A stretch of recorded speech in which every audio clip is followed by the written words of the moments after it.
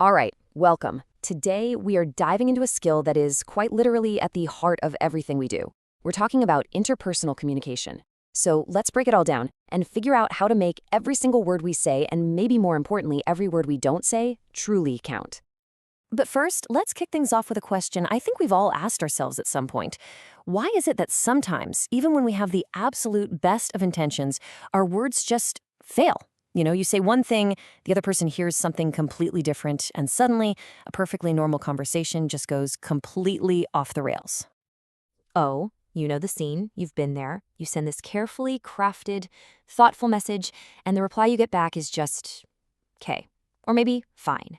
And instantly, your brain just goes into overdrive. Are they mad? What did I do? Am I in trouble?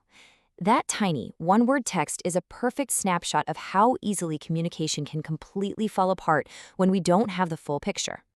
Okay, so to fix the problem, we first have to understand how it's supposed to work. Welcome to Section 1, the Communication Blueprint. Think of this as the basic engineering diagram for every conversation you'll ever have.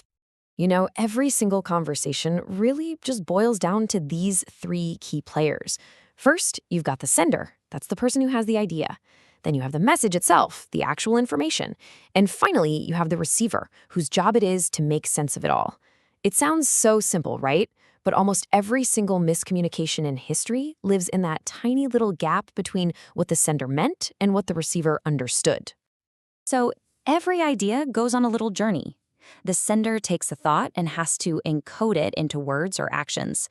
That message then travels through a channel, like are you speaking it or is it a text? Then the receiver has to decode it on the other end. But that very last step, feedback, is absolutely crucial. That's what closes the loop. It's the confirmation that the message actually landed. Without it, you're basically just talking into the void. And this is the villain of our story, noise. And I'm not just talking about a loud TV in the background. In communication, noise is anything that distorts the message. Are you totally stressed about a deadline at work? That's noise. Did you have a rough morning? That's noise too. Even your own personal biases can act as noise, scrambling the signal before it even has a chance. All right, on to Section 2, the unspoken conversation. This is where we get into the really powerful stuff, the things we say without ever opening our mouths. Think of it this way. We are all constantly broadcasting on two channels at once. The verbal channel is the one we control, our words, our tone, but the nonverbal channel is often subconscious. It's our posture, a tiny facial expression, how we hold eye contact.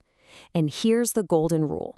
When those two channels don't match up, people will believe the nonverbal one every single time. This is where the true emotional weight of a message is carried.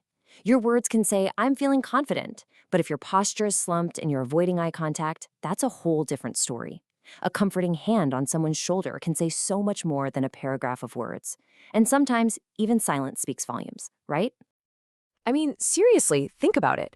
When someone says, I'm fine, but their arms are crossed and their jaw is clenched, do you believe them? Of course not. Their body is telling the real story, and that's the message our brains are actually wired to hear. Okay, so now that we have the blueprint, let's talk about what happens when things break down. Section 3, common communication roadblocks. What goes wrong and why does it keep happening? Our minds have these sneaky little tricks to protect our egos. But man, they are absolute poison for an honest conversation. Denial? That's just slamming the door on a problem. Projection? That turns any discussion into a blame game.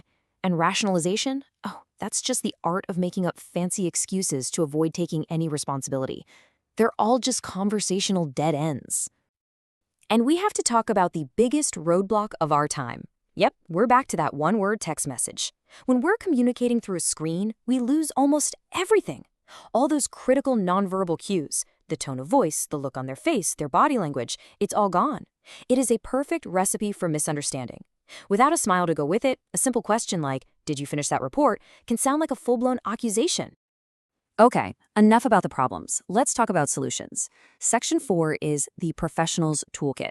These are the real-world, actionable skills you can use to navigate pretty much any communication challenge that comes your way. So, let's say you need to explain a task and make sure it gets done right the first time. Just follow this formula. But look closely at that last step. Check for understanding. This is so important. It isn't enough to just give instructions. You have to close the loop. Asking someone, hey, can you just repeat that back to me in your own words? That's not a test. That's just ensuring your message landed perfectly.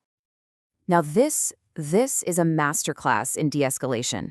And your most powerful tool here is active listening. When you acknowledge someone's feelings, when you say something like, I can absolutely see why you're so frustrated right now, you're not necessarily agreeing with them.